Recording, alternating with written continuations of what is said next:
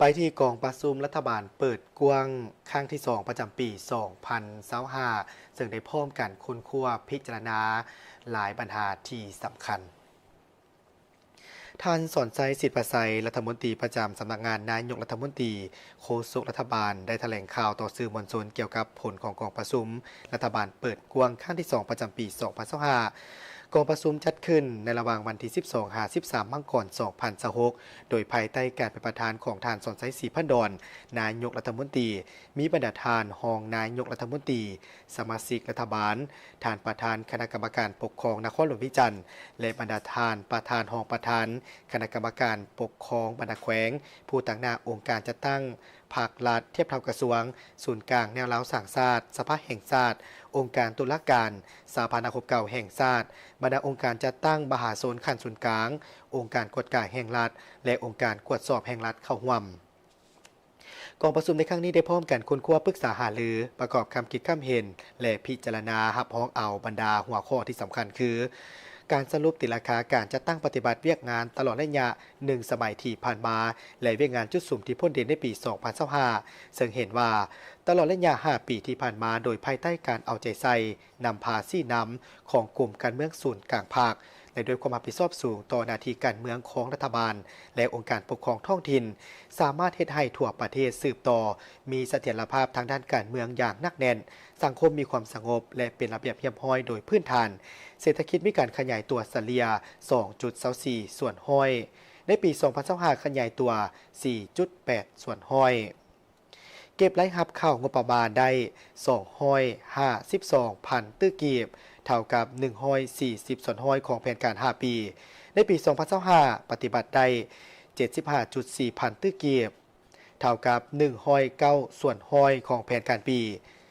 แผนรายจ่ายปฏิบัติได้244พันตื้อกีบเท่ากับ128ส่วนห้อยของแผนการ5ปีการแก้ไขหนี้สินภายในและต่างประเทศได้สำเร็จตามสัญญาทั้งจำกัดในการกู้ยืมใหม่ที่บ่มีประสิทธิผลเฮ็ดให้ความกดดันทางด้านหนี้สินสาธารณะลดลงเทื่อละก้าวการควบคุมราคาสินค้าและอัตราเงินเฟ้อนับมือนับดีขึ้นซึ่งในปี2023อัตราเงินเฟ้อบางระยะอยู่ในระดับ41ส่วนห้อยและในเดือนธันวาคม2025อยู่ในระดับ 5.6 ส่วนห้อยมาฮอดปัจจุบันนี้ค้างเงินสำรองเงินต่างประเทศกลุ่มการนำเข้า 6.45 เดือนและราคาสินค้าบ่เน่งติ่งไหลการผลิตข้าวเปลือกสามารถปฏิบัติได้ตามแผนที่กำหนดซึ่งใน5ปีปฏิบัติได้ 18.9 ล้านต้นเฉลี่ย 3.78 ล้านต้นต่อปีการส่งออกผลิตภัณฑ์กสิกรรม5ปีได้ 8,000 ล้านกว่าดอลลาร์ลื่นแผนการ35ส่วนห้อยซึ่งสามารถระดมทุนทั่วสังคมได้387พันตื้อกีบเท่ากับ189ส่วนห้อยของแผนการ5ปีการลงทุนจากเอกชนภายในและต่างประเทศปฏิบัติได้266พันตื้อกีบซึ่งเท่ากับ266ส่วนห้อยของแผนการ5ปีการผลิตแห่ธาตุรวมปฏิบัติได้169พันตื้อกีบเท่ากับ202ส่วนห้อยของแผนการ5ปีจำหน่ายแห่ธาตุทางภายในและต่างประเทศได้ 13,000 ล้านดอลลาร์เท่ากับ160ส่วนห้อยของแผนการ5ปีการผลิตพลังงานไฟฟ้าได้251,000 ล้านกิโลวัตต์โมงเท่ากับ 90.93 ส่วนห้อยของแผนการ5ปีคิดเป็นมูลค่า260,000ตื้อกีบเท่ากับ186ส่วนห้อยของแผนการ5ปีส่งออกกระแสไฟฟ้าไปต่างประเทศได้195,000 ล้านกิโลวัตต์โมงเท่ากับ152ส่วนห้อยของแผนการ5ปีได้สุ่มใส่ในการปฏิรูปรัฐวิสาหกิจ32หัวหน่วยในนั้นสำเร็จ10หัวหน่วยและยังสืบต่อปฏิบัติ22หัวหน่วยโดยได้มีการสุ่มใส่ในการก่อสร้างยกระดับฟื้นฟูและบูรณะซ่อมแปลงโครงหลังพื้นฐานคมนาคมขนส่งในทั่วประเทศตามความสามารถของงบประมาณการขนขวายแรงทุนจากสากลและการมีส่วนร่วมของทุกภาคส่วนในสังคมเป็นต้นได้สำเร็จการก่อสร้างเส้นทางรถไฟลาวจีนเส้นทางรถไฟลาวไทยและระยะที่2สามารถฟื้นฟูยกระดับเส้นทางเลขที่13ใต้13เหนือเส้นทางเลข8และเส้นอื่นๆรวมความยาว400กว่ากิโลเมตรได้สำเร็จการขึ้นทะเบียนออกใบตาดิน796,000กว่าตอน เท่ากับ50ส่วนห้อยของแผนการ5ปี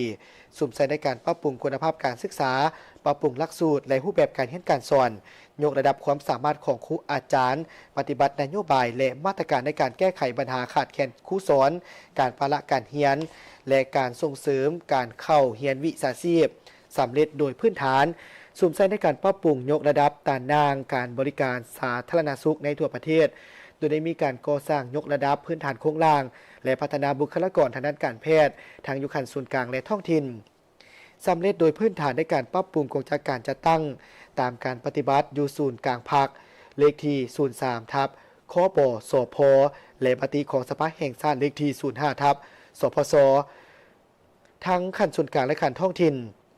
ทางได้สุ่มใส่ในการสร้างนิติกรรมต่างๆในการสร้างตั้งตาแสงซึ่งมีทั้งหมด640ตาแสงในทั่วประเทศ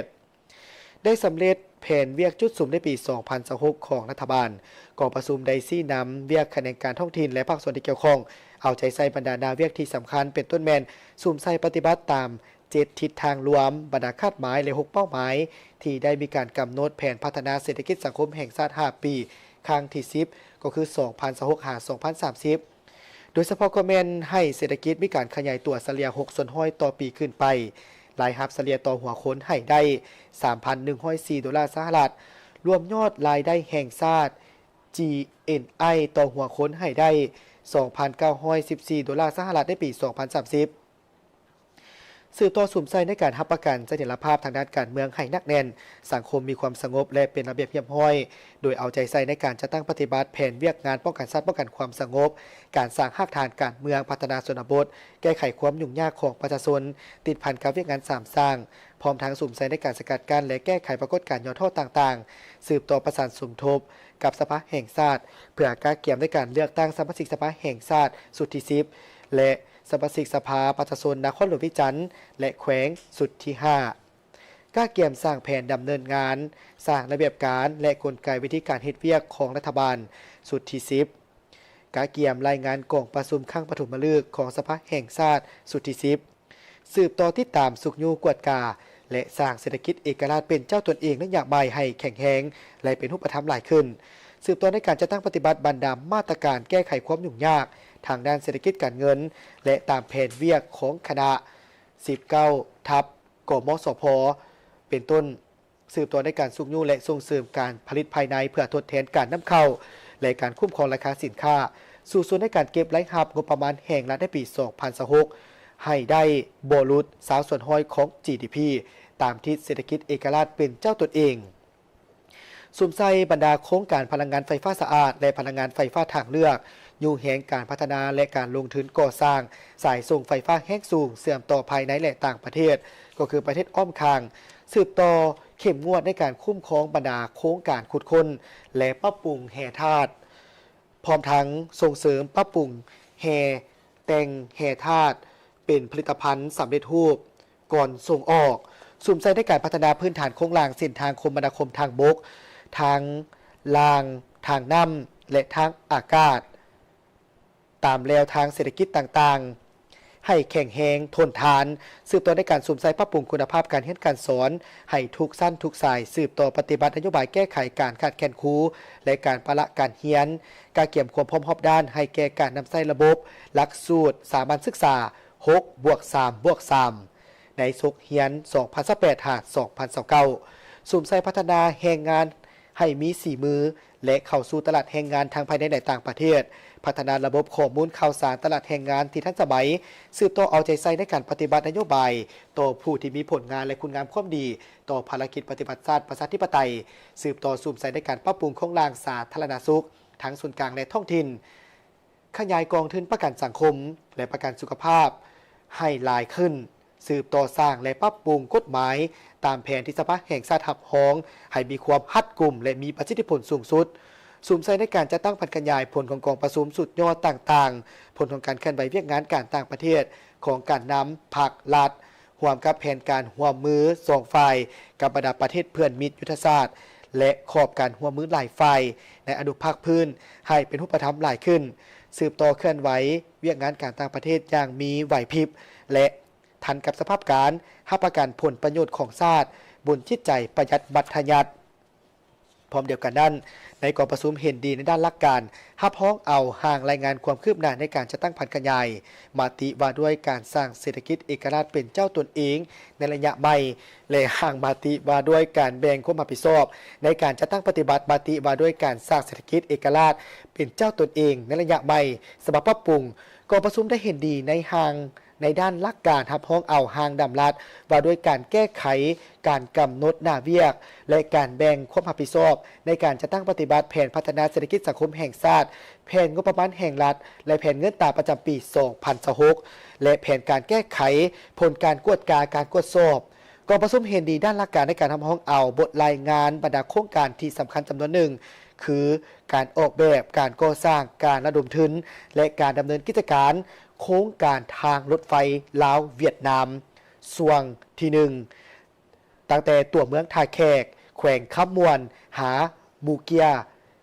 เขตชายแดนลาวเวียดนามระยะทาง147กิโลเมตรในรูปแบบก่อสร้างดำเนินงานและมอบโอน BOT รวมทั้งผลการเจรจาสัญญาสัมปทาน CA ของโครงการดังกล่าวแผนบริมสิทธิ์ในการก่อสร้างและปรับปรุงเส้นทางในปี 2026 โครงการทางด่วนโดยเฉพาะแมนกลไกและวิธีการจะตั้งปฏิบัติตัวจริงกองประชุมเห็นดีด้านหลักการรับห้องเอาแผนปฏิบัติตัวจริงในการหันการเก็บไร้หับเป็นทันสมัยสำหรับปี 2026